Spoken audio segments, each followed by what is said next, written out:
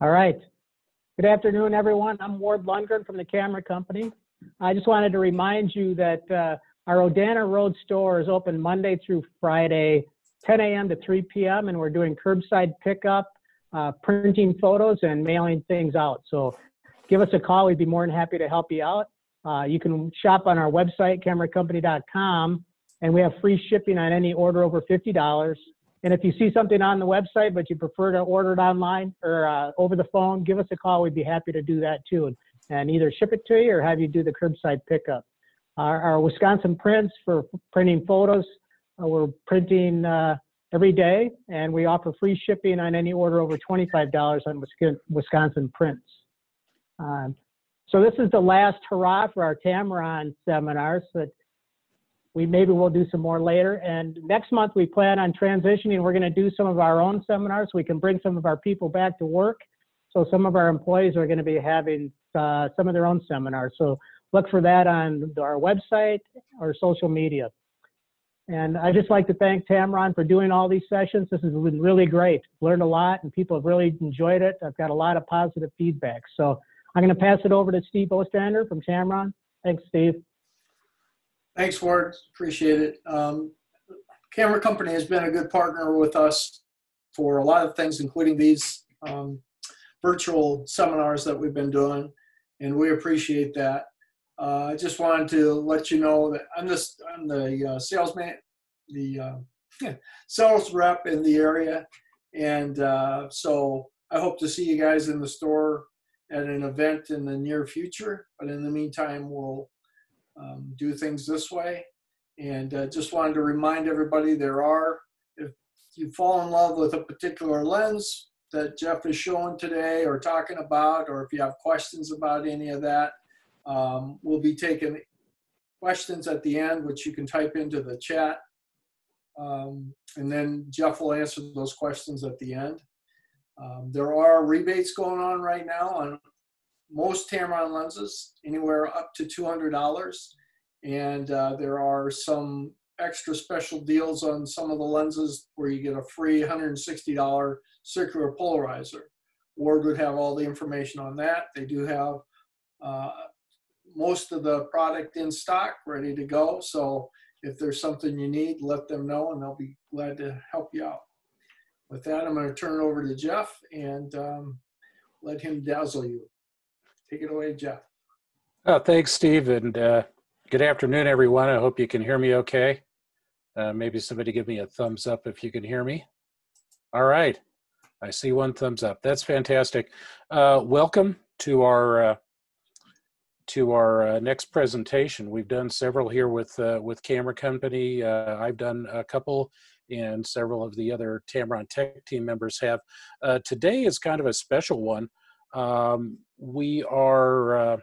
Tamron had all of the tech team produce some short videos of our 5 favorite photos that we put up on the Tamron website a couple of weeks ago, and we got a request for me to revisit this as a traditional webinar. So I'll be kind of covering in depth several 5 favorites plus several bonus photos, because the 5 favorites really only kind of amounted to a few minutes of time. So we'll do some bonus photos as well, and show off a little bit of my thought process about how I make photos, and you know, the creative process, which, you know, in my brain, I've been doing this long enough. It's kind of a scattered approach these days, but I hope I'll be a little informative and a little entertaining for you. If you do have any questions that we run out of time for on the question and answer session, my social media contact information is there now. Tamron Tech Jeff. I generally see messages from the Facebook and the Instagram direct messages pretty much right away. Somehow, for some reason, the Twitter ones kind of get lost. So if you do have a question that we don't have time for, or whatever, please you know, feel free to follow me on any of the social media, and or drop me a line if you have a specific question. So without any further ado, I'll get rocking here, and we'll There we go. Make sure that the thing advances properly. This is actually one of my bonus photos. It probably should be in my top 5, but I had some others that I included as well, but I couldn't not include this one. I do a fair number of workshops and events at air shows, and this was actually an air show that was up near my home. I live outside of Fort Collins, Colorado, and this was at the local airport, and there were actually only a handful of planes, and it was more revenue generation for the airfield and for the group that owns the aircraft. So it wasn't a true air show, but I'd seen the planes flying around my area all week. There was a B-17, a P-51 Mustang, a B-24, so some classic World War II era aircraft. And I went over late one afternoon after they had all landed and stopped doing their revenue flights for the day, if you will. And the P-51 had just pulled in and parked, and the pilot had hopped out. And in the background, as you can see, there was a little thunderstorm kind of rolling across the area.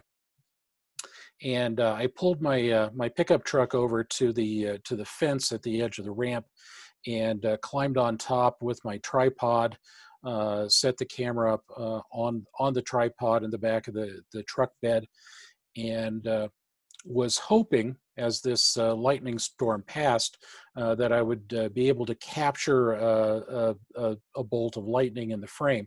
I use a little device that is called the lightning bug from a company called MK Controls. Now, there are a number of lightning and other sorts of trigger devices available on the market now.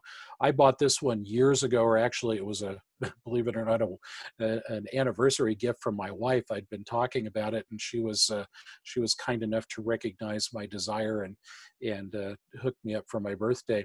And I didn't see a thunderstorm for an entire year after I got the lightning bug. So I had to wait a while for chasing lightning. But what the trigger does is you attach it to your camera, plug it into the self timer, or I should say cable release port.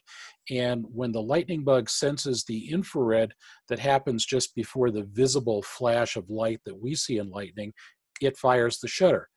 And what was happening, I was very frustrated. This is, I got 2 decent shots. This is the best of the bunch. Out of about 150, it was an active little storm, but most of the storm was happening just off camera right. And so it was taking pictures, and the lightning was out of the visible frame. And I was getting frustrated, and it was just about starting to rain on me, and I was about to give up. And I saw this lightning flicker in just right above the airfield, although again, several miles away. You do want to be safe when you're chasing severe weather like this. Always take cover. If you can hear thunder, it's close enough to make you standing next to your tripod be a lightning rod. So that's something you want to definitely be careful of. The storm was still several miles away from me, although, again, dramatic in nature. To give you an idea of what I did for exposing this shot, I did a manual exposure and exposed for the sky. As you can see, it's near sunset. The sun was just off to camera left going down. It was lighting up the clouds with those beautiful colorful hues. And I made my exposure based on that. So it ended up being, and again, this is just a starting point for you. Exposure means nothing unless you were standing there next to me at that moment. But I set my camera at ISO 400 so that I could have a reasonably small aperture of f11. And I did some test shots and got an exposure of 1/80th of a second. My lens was the 18 to 400 millimeter lens from Tamron. This is a lens designed for APS-C cameras. I was using a Nikon D500, which is what we call a crop sensor camera. And this lens is specifically optimized for that sensor size. So it's just a fantastic walking around lens. It's on my camera a lot of the time. It almost, unless I'm teaching or something, it almost never comes off the camera because it's so versatile. It's so sharp throughout the zoom range. And it's one of my definite go-to lenses. But anyway, the exposure, an 80th of a second at f11 at ISO 400 gave me the other 98 or so shots of just the sun going down with those clouds are equally spectacular. But I had in mind this particular object, which was to get a lightning bolt happening in the frame. And with some perseverance, with some luck, and of course with some planning, Mother Nature came through for me. So that's the story behind that shot. Again, all photography, if you're going out with a purpose in mind, and this sunset came up pretty quickly on me. It had been kind of a gray, cloudy afternoon. The clouds just lifted above the horizon enough to let the sun peek through and backlight them like that. So again, that part is luck. The other part was planning. I had planned all afternoon to go down to the airfield because the planes were leaving the next day to go on to their next location. So this was my opportunity, and I thought, well, flat light is not bad.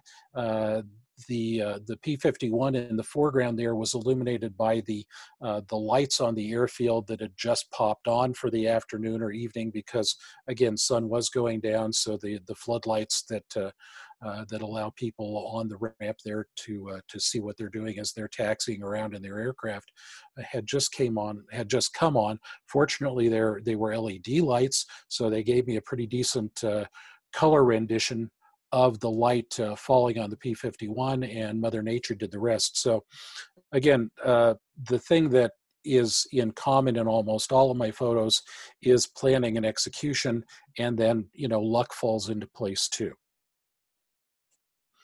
My next one, and this is again an additional bonus photo, and I'll have several bonus photos in addition to my 5 favorites. Pardon me while I take a little sip of tea there.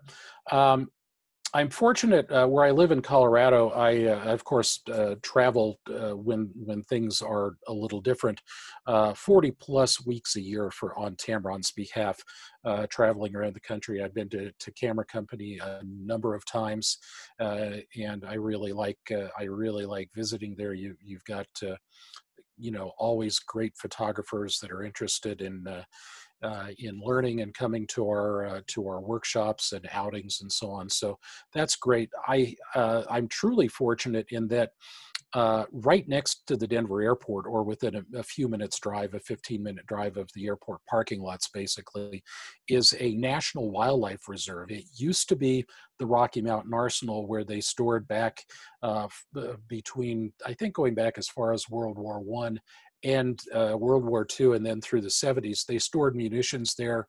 The downside was they made mustard gas there, but they also decommissioned all the mustard gas bombs there back in the 80s. And at that point, they had a big piece of property. It had already been decided pretty much that the Denver airport, there was a plan at one time that the Denver Stapleton Airport was going to move onto this property, but all the airlines were saying, well, that's too far to taxi our planes. We don't want to waste that much in gas. So eventually the new Denver International Airport northeast of Denver was built. But that made this basically a big vacant piece of land that was, and probably still is, polluted enough that it couldn't be developed into a housing development or anything like that. So they covered everything over. Wildlife had lived on that piece of property for years because it was fenced off. They were safe. There was no hunting allowed. It is full of deer and coyotes and foxes and all sorts of birds. But many years ago, several years ago now, they brought in a bison herd. and they let them graze on the thousands of acres of property. And with the wildlife preserve, they built a road through the area. So you can go to the wildlife center. There are hiking trails and things like that, and also there's a huge fenced area where where the buffalo play. They let the bison roam, and you could drive through. And some days, even with a long telephoto lens, the bison are just too far off in the distance. On this particular afternoon, as you can see, some beautiful clouds in the sky. I did shoot this image with a circular polarizer as the sun was kind of up over my shoulder, so I was able to maximize the blue in the sky and allow the clouds to stand out. That's what a polarizer does for you. You might also check with Ward at the end of the webinar if you're interested in a new Tamron lens.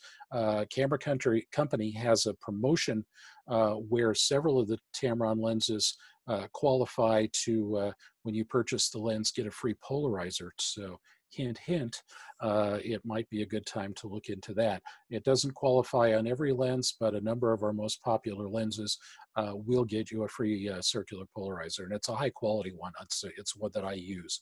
So anyway, back to the photo. Pulled the car off at the edge of the road.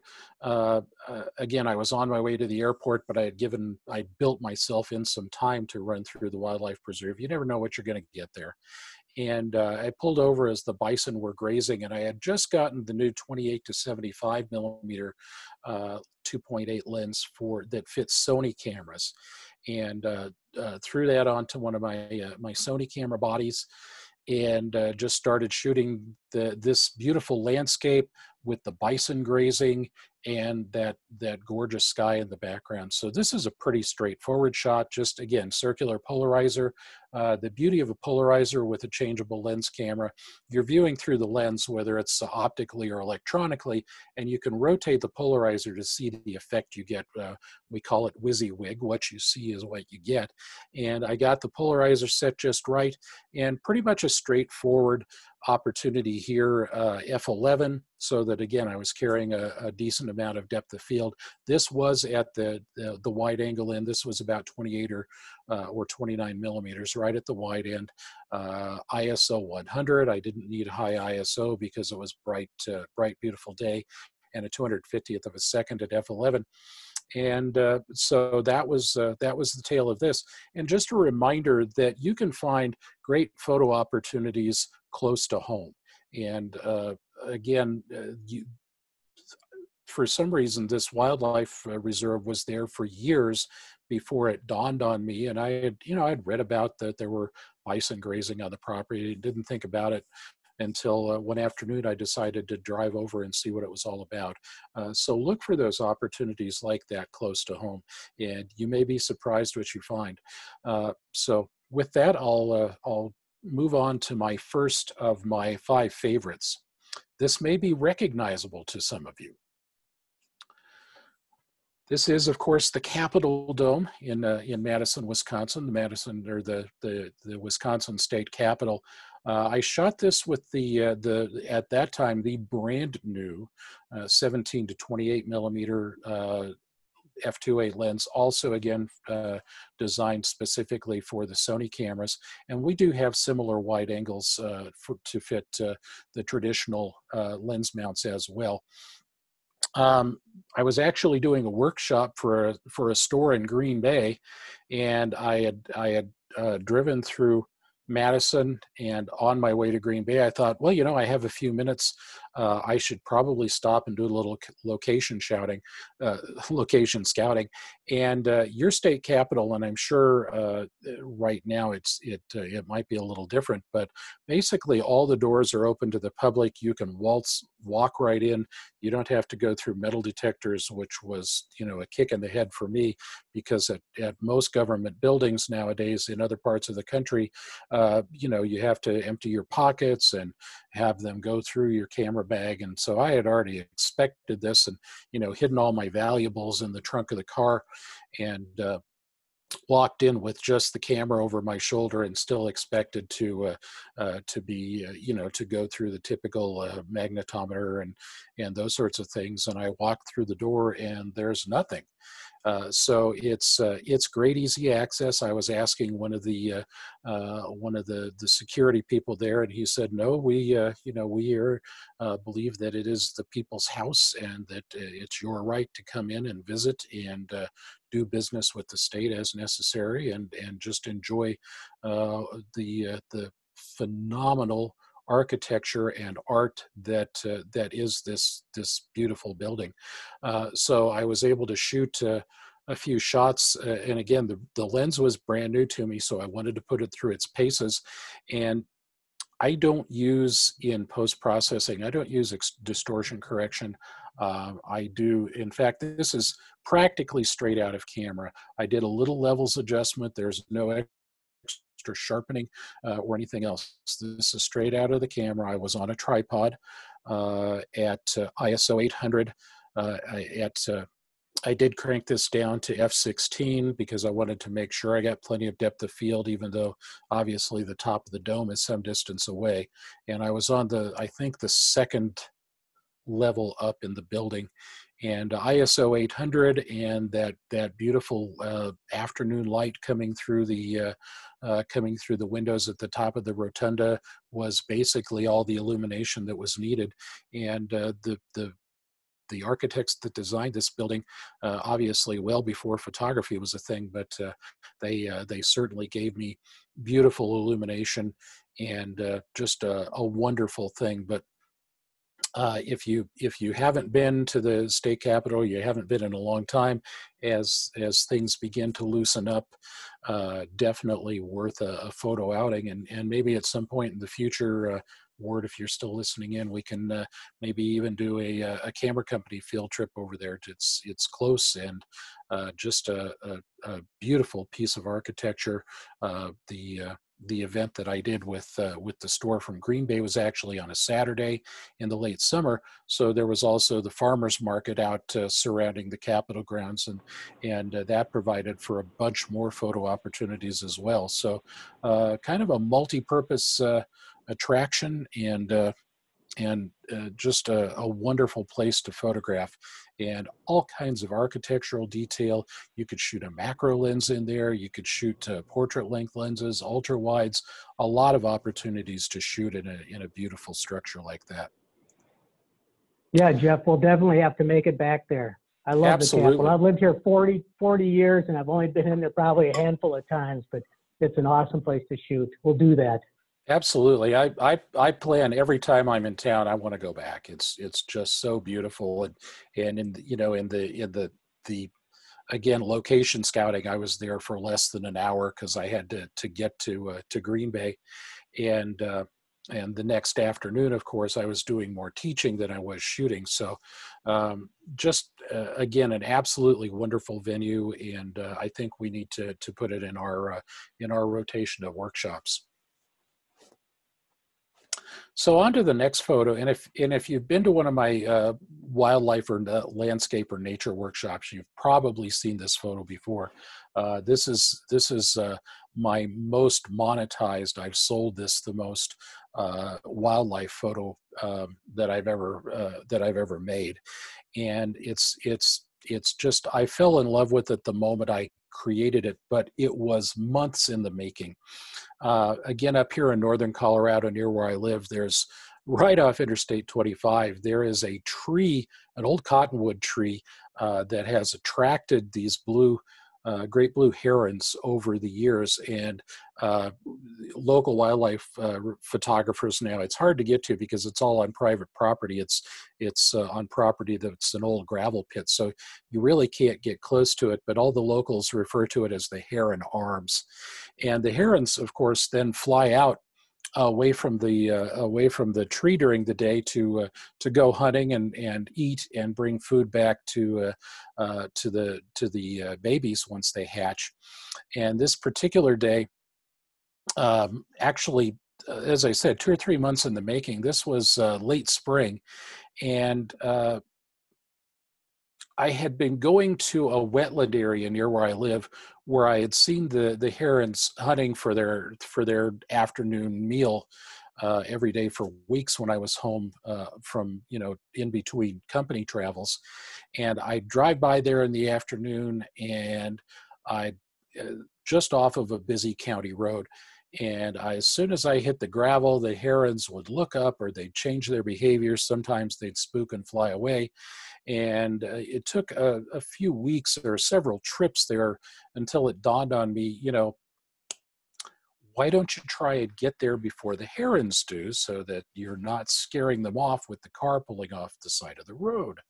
And it's I'm a dumb guy sometimes. It took me a while to figure this out. I knew I didn't want to scare the birds. That's the important thing. You don't want to, when you're photographing wildlife, you certainly don't want to alter their behavior. And you know that if you're getting physically close to them and they look up and look at you, or maybe spook, you've gotten inside their comfort zone. So certainly when you're out photographing wildlife, give them their space. They deserve it, so that they keep coming back to the same places to hunt and do their things, and to eat and do whatever they do. So anyway, I pulled off on the side of the road. Car is off, safe. I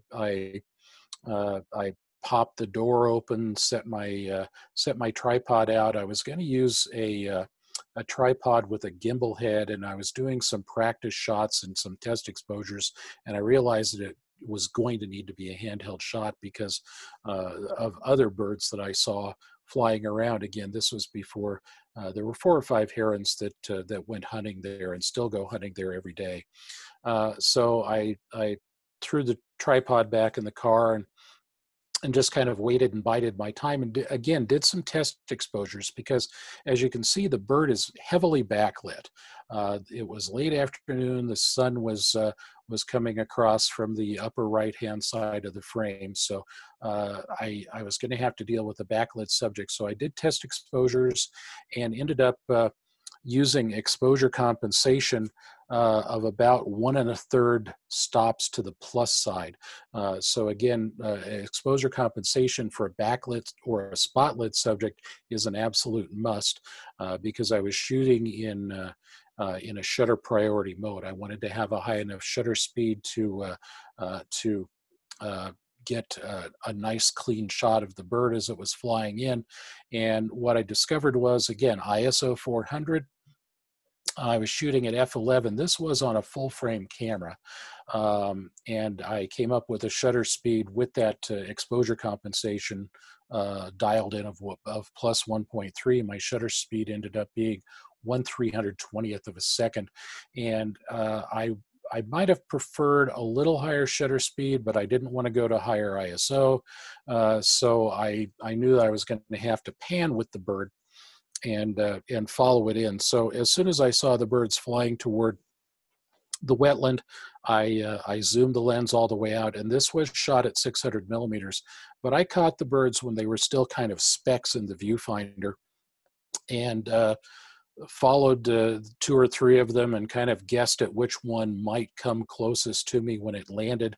And I guessed right, and just started firing away. There's probably 20 different shots of the bird gliding in. And I was fortunate at a 320th of a second and panning with the bird with the VC compensation switched on. That particular lens has 3 vibration compensation. That's Tamron's name for stabilization. 3 different modes. One is standard stabilization, which gives the lens about 3.5 stops. The second mode, which is what I used here, is a panning mode. So it turns down the stabilization up and down, but it enhances it for left and right movement. So I caught the bird with the mode 2 stabilization and just followed it in, kept it centered in the viewfinder as best I could, and I actually wanted to have it just off center. I moved my focus point in the viewfinder a little bit to the left of the frame so that I could try and hit the torso of the body of the bird. And again, that's why I wanted to shoot at a smaller aperture. So I had a little depth of field, so that the focus maybe caught the wingtip rather than the torso of the bird. I'd still be in focus, and just started firing away. I knew my exposure was dialed in, and just fired and fired and fired and fired. This was like probably 2 or 3 frames before it actually set its feet down and landed. And again, you kind of have to, this is a situation with wildlife or sports photography where you want to set the camera the high-speed shutter or high-speed capture mode, shoot at the fastest frame rate the camera will shoot, and it's a little bit of a spray and pray so that you get a number of shots to choose from. And again, the camera I use at that time fired at 8 frames a second. So I got a nice choice of, every second, 8 different pictures where the bird was, right or left or up or down in the frame. And again, a little bit of practice, a little bit of skill, and some luck, and again, planning to get that exposure correct made that one of my 5 favorites. So again, planning, preparation, and for wildlife, knowing their behaviors, knowing where they're going to be at certain times of day, when they're going to be there, looking for the good light and trying to position yourself where you get good light. There's, again, no Photoshop involved. That's just, again, kind of a lucky thing with that blue reflecting off of the wings on the top of the bird. Normally they're kind of a blue-gray color, but just at that particular moment in time, the sky reflecting off of the wings caught that beautiful blue look. So that's again kind of an unintended bonus that I got. So planning, preparation, skill, and a little bit of luck is involved in a lot of shots. The next shot, again, if as I mentioned, I photograph a fair number of air shows, and access is everything. And if you can, like in this particular situation, this was the night before the air show was to begin. And the group that was one of the host groups, this is in Sioux Falls, is the commemorative Air Force group. And as a fundraiser that they do for this air show, they hold a hangar dance. And so they bring in a few of the most popular planes. They tow them over or taxi them over. Some are parked inside the hangar. Some are parked just outside of the hangar on the ramp. And that's where this B-17, the Sentimental Journey aircraft, was parked, and several of us from Tamron who were teaching and leading the workshop at the air show for the succeeding couple of days decided that it might be worth to out of pocket spend an extra $20 and get some access to these planes where there weren't going to be huge crowds and at a different time of day than you would normally be able to have access on an airfield. So again, it's sometimes worth spending a little bit extra to get early or late access to events like this. You can't always do it. Sometimes it's allowed, sometimes it's not allowed. Sometimes the organizing group just doesn't have it together to grant those sort of things. Or again, if you go with a camera store that can arrange early or late access, which we've done in a couple of situations where we've taught airshow photography workshops, again, totally worth it to spend that little extra time and money to get access. So my original shot was actually in color. There's the original shot, cropped a little bit differently, and that's what it looked like. But I thought for this particular one, I would crop the top and bottom a little bit, make it more of a panoramic looking kind of shot. And I was also thinking, again, I go back to photography, to film and even doing my own work in the darkroom. And especially for vintage subjects like this, and a lot of subjects, I actually think in terms of black and white. What's this going to look like in shades of gray?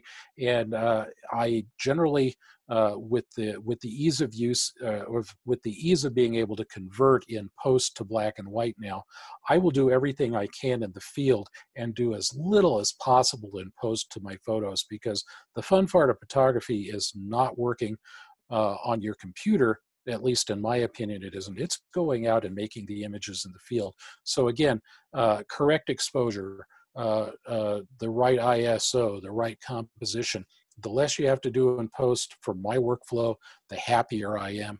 But I knew I was going to need to convert this to black and white and add just a hint of monochrome to it. And I bumped up the contrast a little bit. Again, I'll go back to the color shot in just a moment. Now, this was a situation where I did want to travel light. I was carrying the 15 to 30 millimeter 2.8 lens, which is a heavy, bulky lens. There's a lot of glass in this lens and a lot of corrective glass. People often walk up to me when I'm doing countertop demonstrations at stores and say, "Oh, let me take a look at that fisheye." And then I have to explain, no, it's a fisheye on the front element, but Tamron doesn't believe in charging you a lot of money for an intentionally distorted lens. So we actually put all the corrections inside the lens to make it rectilinear. So again, it's a rectilinear lens, straight lines at the edges. If you're shooting architecture or something else like that, where you have straight lines, the lines stay straight. There's no barrel, there's no pin cushion.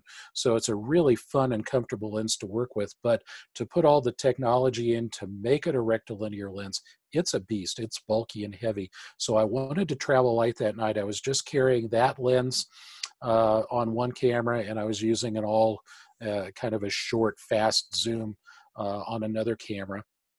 I often do travel with two cameras just so I have flexibility and not have to worry about changing lenses in the field because, again, especially at air shows, you're out all day and you change lenses one time 20 minutes into the air show to go from a wide angle to a telephoto, and all of a sudden there's all kinds of dust on your sensor that you spend the next 3 months in post fixing those dust spots on your sensor, and then you have to have your sensor cleaned and so on and so forth. So I'll carry a couple of bodies and different lenses whenever I can.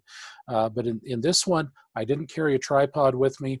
I knew that the camera was certainly capable of giving me a great result at ISO 1600. I shot this handheld at 15 millimeters at a 15th of a second at f8. And again, at 15 millimeters, wide angle lenses inherently have more depth of field, so I had plenty of depth to carry from that plexiglass dome at the front of the aircraft all the way through to the tail. And again, a relatively straightforward shot. I didn't know what I was going to get. They had only teased as to what aircraft were actually going to be available to look at and photograph at this event. But I was lucky in getting one of the classic World War II aircraft that literally helped save the democracy for the world. Again, back to the color shot. That's the original shot. Beautiful. I love that cobalt blue sky.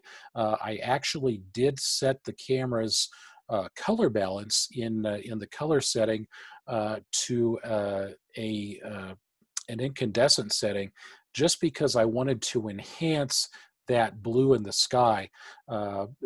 Color balance shifts the when you go to an incandescent balance in the camera, it shifts that color much colder to compensate for the warm yellow color that incandescent bulbs put out. So again, that was an intentional thing that I did for my color shots, because right at dusk there, I wanted that really deep, dark blue sky. And again, it kept the color of the aircraft a little cold, which was okay. But again, I knew primarily it was going to be a black and white conversion after I made the shot. This is another shot. Pardon me, another sip of tea there. I love to do night sky photography, and this was one of those serendipitous situations too. This is outside of Burlington, Vermont, right at the edge of town. Those streaks that you see in the lower right-hand portion of the frame are actually headlights and taillights and marker lights from cars and trucks going by on the interstate. And I was driving into Burlington for this event the afternoon that this shot was taken. And the original plan was we were doing a classroom session with a camera store there, and we were going to do a sunset photo shoot at a nearby lake.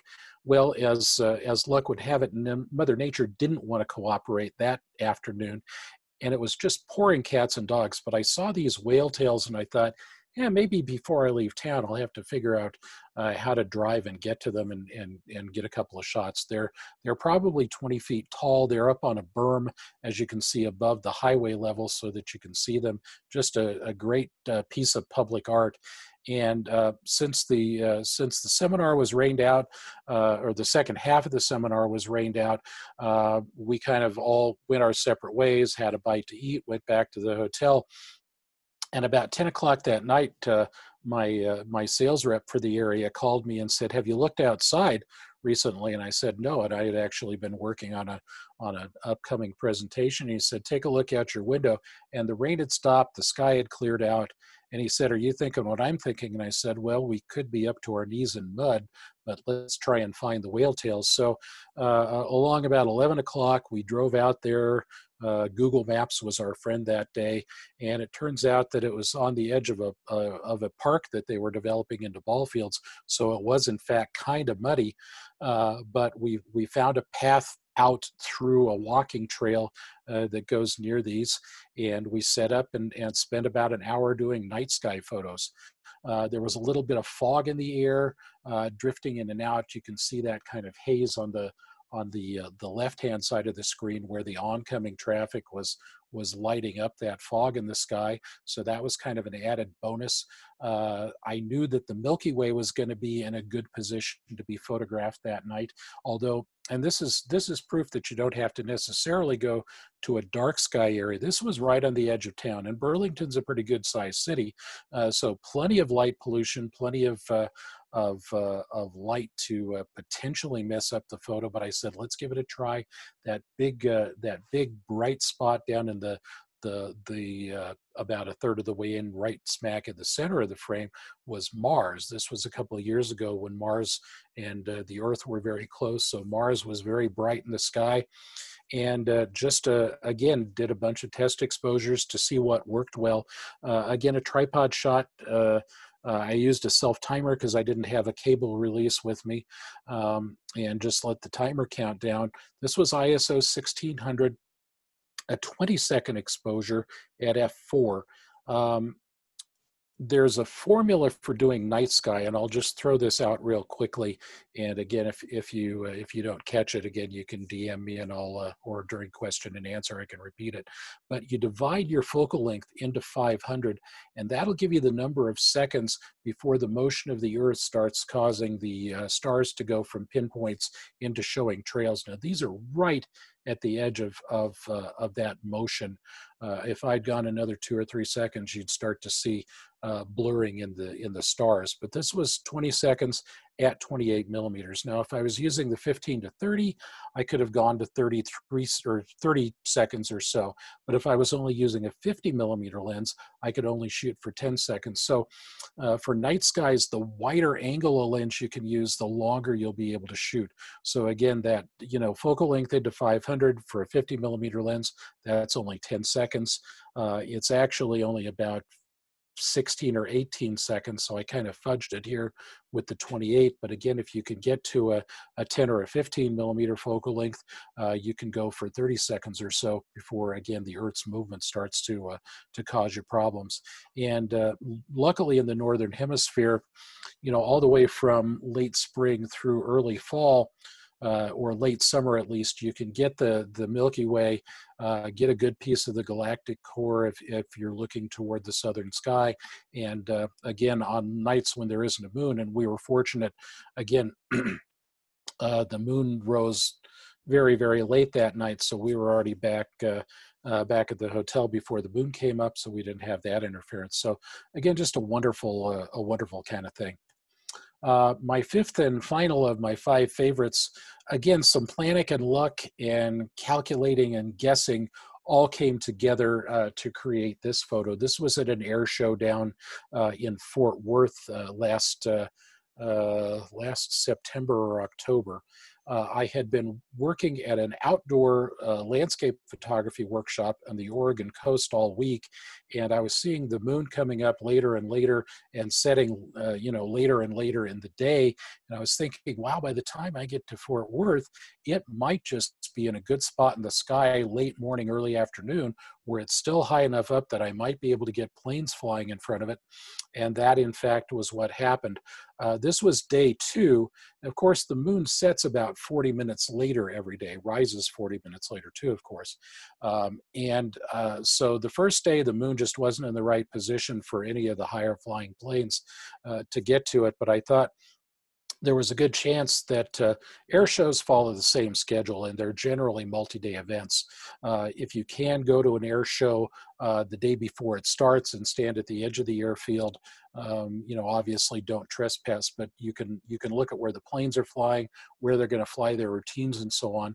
If not, and if you can go to both days of an air show, do some shooting on the first day, but also keep in mind for coming back the second day, you're going to have a pretty good idea of what the routines are going to be, where they're going to be flying, because again, they don't want to crash. They fly the same routines over and over again. So again, they're doing the same thing. And that's what happened here.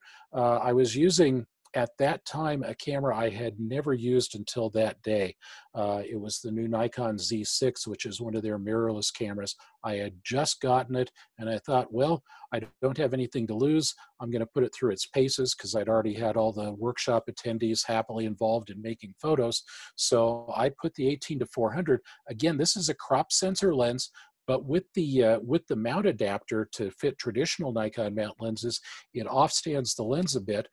And between that and the camera knows that you've put a crop sensor lens on it, it crops automatically. So I was able to use the lens to its fullest extent without losing a lot of pixels on the frame, and got some great results. Now, this camera is a full frame camera that will shoot at 10 plus frames per second. So again, perfect for air shows. And I again did some test exposures. Here again, ISO 800. You'll notice that the shot is a little noisy. This is about a 60 or 70% crop. The original shot was a horizontal. I thought it looked much better cropped as a vertical, so I did that. And even though there's a little noise, that lens is plenty sharp. I was happy to trade some noise for the sharpness of the photo, and firing away following that plane going up. And again, even at 10 frames a second, a frame before this, the moon wasn't in the shot, and a frame after this, the plane had already passed the moon. So again, when they're flying 300, 400, 500, 600 miles an hour, again, it takes a lot of concentration and a lot of practice. I did use just the standard matrix or evaluative metering on the camera, and I put a slight exposure compensation in of plus 0.7, and that nailed the exposure for me. So a few extra bonuses. I know we're running up a little bit on time, so I'll keep these a little more brief, but again, a few more I wanted to share with you. This is another of those serendipitous things. On the way home from the airport, this was the day after I had gotten the new Tamron 35mm f1.4 lens, which, if you read test reports, is everyone's consensus best, sharpest lens on the market. You know, that's not just me blowing smoke. That's what Tamron's intention was, but test reports bear out that everybody, even the guys that don't necessarily like Tamron when they do their reviews, said best lens I've ever shot in this focal length. So if you have a chance to check it out at Camera Company, 35mm is a focal length that that's what I fell in love with when I first started taking pictures back when I was a kid with my first film camera. But I saw this great sunset developing, and I thought, I've got to put the lens through its paces. So on the way home from the airport, drove by Bar Lake State Park, which again, conveniently nearby. I have a state parks pass. I have a national parks pass. They're worth their weight. You go a couple of times a year and they pay for themselves in both state and national parks passes. At least for someone like me, where I want to get out and do a lot of shooting outdoors. And this is, again, straight out of camera pretty much. I posted it on the parks website the next morning. they emailed me back and said, hey, can we have permission to use this? And actually, all of the state parks in Colorado use this as a homepage photo for a while. So that was kind of a fun thing. And just, you know, that beautiful, just after the sun would drop below the horizon, there's a kid in the foreground fishing. Just a beautiful afternoon sunset kind of photo. Nothing special, but one of those things that is fun. This is another fun image to try and shoot. Again, with an ultra wide angle lens, I like to go out into the woods in the wintertime. This is up at Rocky Mountain National Park, and just find a nice stand of trees that's going surrounding you, and just lean back and point the camera straight up and shoot. So just beautiful leading lines that all draw the viewer's attention right to the center of the frame, even as busy as it is with all those dormant trees there. Just a very simple composition. It's one that, you know, I'd seen people doing this for years and thought, I'll have to do that someday. And just on a Sunday drive one afternoon, ISO 100, f/22, a 25th of a second handheld, and just nearly a grab shot, but a few different compositions, turning the camera left and right, and I came up with that. We don't often think of our long telephoto lenses as portrait lenses. This was actually shot at the trade show a couple of years ago when the 100 to 400 had just been introduced. And that was our model that was posing for us in the booth for that day. And my colleague, Andre from Tamron, had been convinced to put on some props and pose with our model. And actually, the main shoot was off to camera left, but I saw this as I was guiding attendees through the booth to line up to take their own photos. I happened to have the brand new lens on a camera hanging around my neck, and I thought, I'll get Andre's attention and get this shot. Mariah was looking off straight at it, up into the light. It was just a big, powerful octadome with a single light in it, and got that great portrait. This is at 100 millimeters, ISO 400 at 100th of a second handheld. And again, just a fun thing. Wrapping it up here, got one or two more to go. This was at a birding festival down in New Mexico. And this, you go out every morning and there's tens of thousands of sandhill cranes and snow geese that are migrating through the Bosque del Apache National Wildlife Reserve, which is about a 2-hour drive south of Albuquerque. And photographers line up before dawn along this wetland area watching the birds. They all basically roost in the water overnight, and then it's like somebody fires a gun. There's a certain time every morning, all the snow geese take off within a few moments. And then about 45 minutes later, the sandhills decide, okay, it's our turn, and they take off in mass. But this morning, I got lucky again. This was with the 100 to 400, and it's like a Hitchcock movie. They were flying straight at me. I got good and wet with the water droplets falling off of their torsos and their feet. I didn't get further baptized by anything else that they might have dropped, fortunately. Although when you're photographing birds in tight quarters like this, never a bad idea to wear a hat and a jacket that you can throw into the wash afterwards, if you know what I mean. But again, just a fun shot. This was center weighted metering. Most of the time, I will use the camera on the full matrix, or Canon calls it evaluative metering, but just something fun to look at there.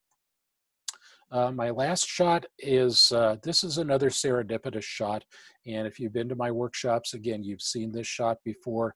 One of my oldest digital images now. This was shot with the 90 millimeter macro lens of a ladybug on a flower early one morning when I was driving through the mountains of Colorado. Came around a curve. It was still road construction season, early fall. And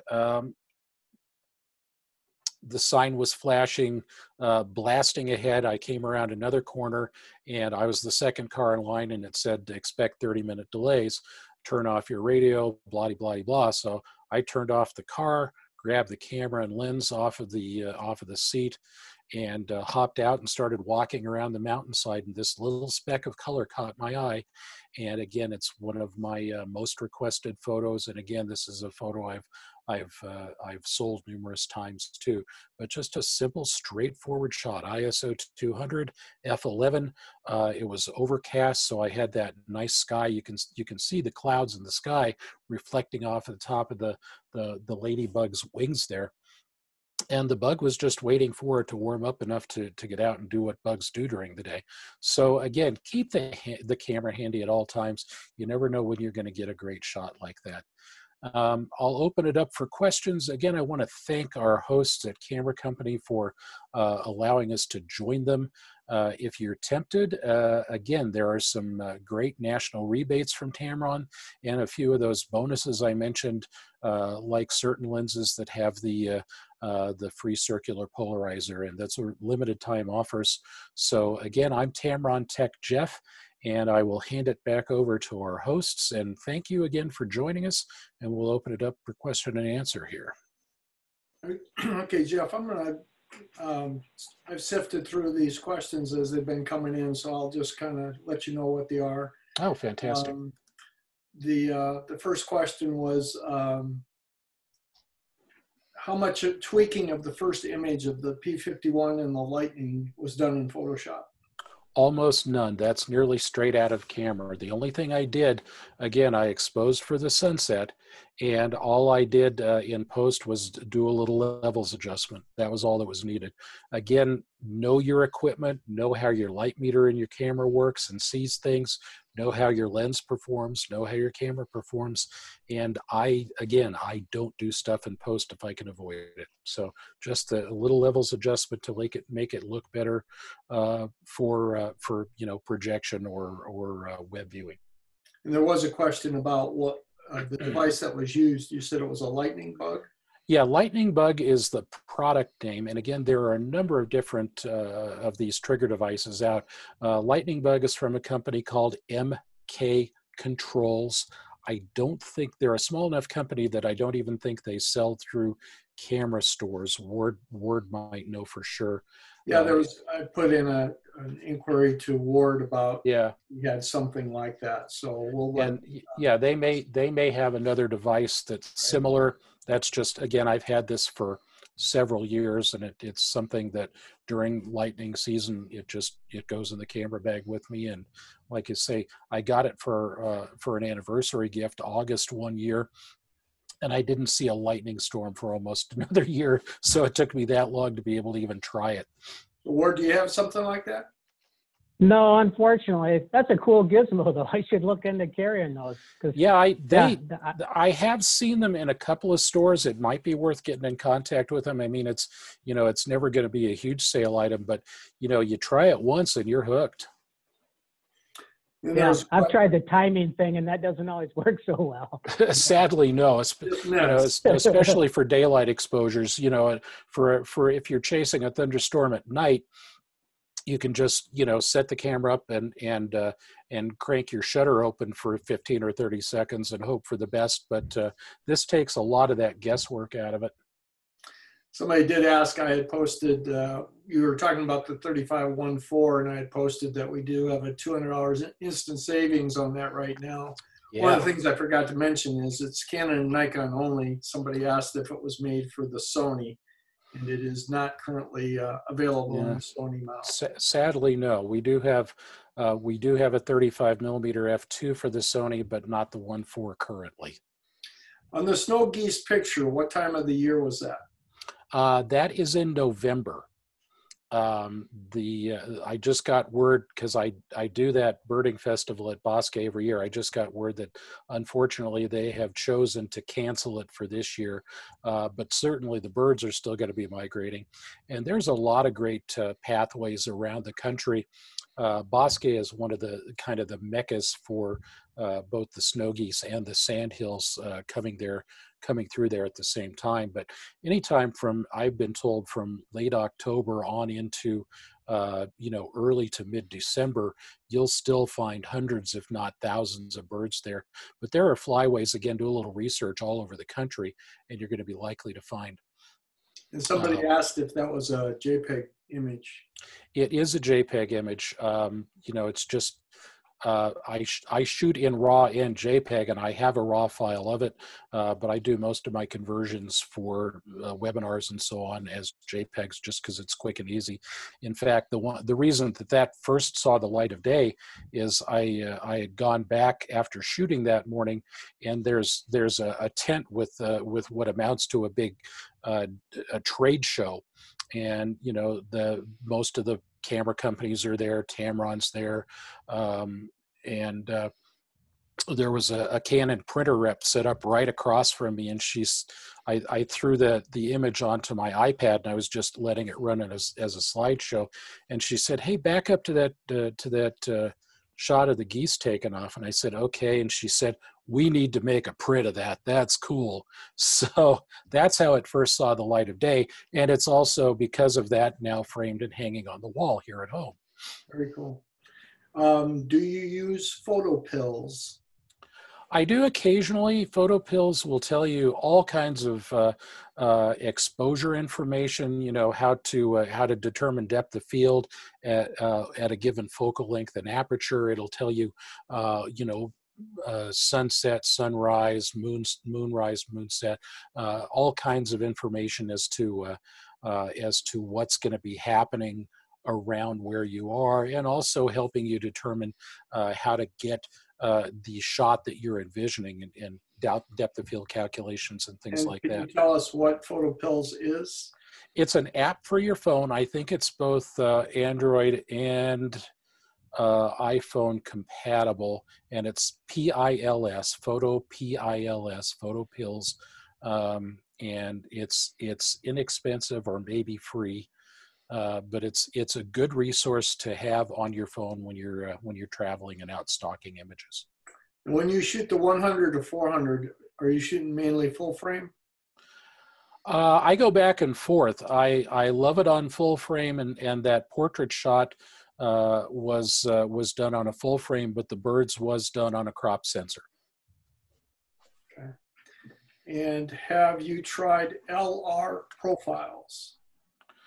I don't. In fact, I'm trying to get budgeted to take a Lightroom. I'm presuming LR, they mean Lightroom. I'm budgeting to take a Lightroom class, see if I can squeeze it in between webinars next week. And I've still got to get the office to approve my expenditure. But I do a little bit in Lightroom. I do most of my corrections in Photoshop, simply because 15 plus years ago, Photoshop was the tool that was available. I know Lightroom is a lot quicker and easier, and I really just have to kind of cave in and learn how to use it better, so I can again speed up my my workflow. All right, that's it. That's all. Well, no, I have a question. All right, Randall, is that background one of your photos? Yes. All right. I you have saw the best background. So. I got to agree. So it must be. It's from the Masai Mara in Kenya. Beautiful. Very nice. Thank you. Yeah, I saw a virtual background last night that Rainier Beer is offering, where it's like beer cans running around on a mountainside. And I thought I might have to do that, but I'm not sure how the company would. Not only beer, but it was Rainier Beer, so it was true to my heart. Yeah, Rainier Beer. Yeah, That's exactly. right. Remember those commercials? Yeah. Exactly what I was thinking. I want to thank everybody for coming out today and supporting the camera company. Oh, I know Ward's one last thing. back in the store. One last thing is that the free circular polarizer promotion ends May 5th. So that's coming up, what, next Tuesday or so? Tuesday, yeah. So be there or be And my birthday is May 8th. So if somebody wants to give me a birthday present, they could buy a Tamron lens and get a free circular polarizer. I like that idea. Yeah, and again, there are a lot of great, as Steve pointed out too, there are a lot of great rebates right now on many of the popular Tamrons. I really, truly didn't expect to see a $200 rebate on that 35 millimeter 1.4 because people have been beating a path to our door for that lens, and there, you know, I didn't necessarily see a reason to put a rebate on it, but you know, that's above my pay grade, and I'm glad for those of you who are looking for that lens. With that rebate on it, now is a great time to consider getting it. Exactly. All right. All Very right. good. Thank you, everybody. Thanks Thanks, again. everyone. Thank you.